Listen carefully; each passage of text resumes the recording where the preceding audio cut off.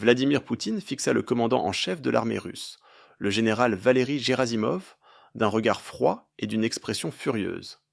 La vidéo, publiée mercredi par le Kremlin, montrait que le président russe n'était pas satisfait des nouvelles en provenance de la région sud de Koursk.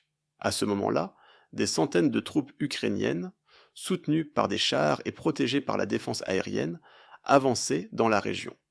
Les soldats russes se rendaient. Des centaines de civils russes dans et autour de la ville de Soudza fuyaient avec tout ce qu'ils pouvaient emporter avec eux.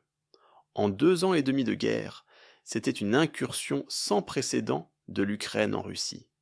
Poutine déclara lors de la réunion au Kremlin qu'il s'agissait d'une autre provocation majeure de la part de Kiev.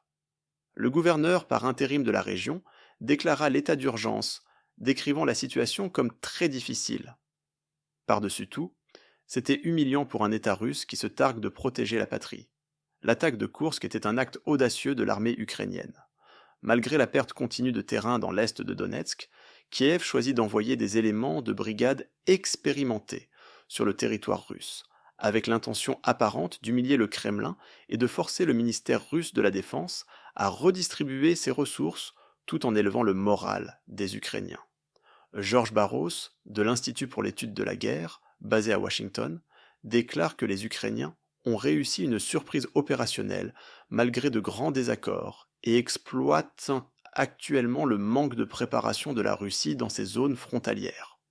La même tactique a fonctionné en septembre 2022, lorsqu'ils ont récupéré la majeure partie de la région occupée de Kharkiv en une semaine. Le régiment russe, chargé de défendre cette partie de la frontière, abandonna ses positions.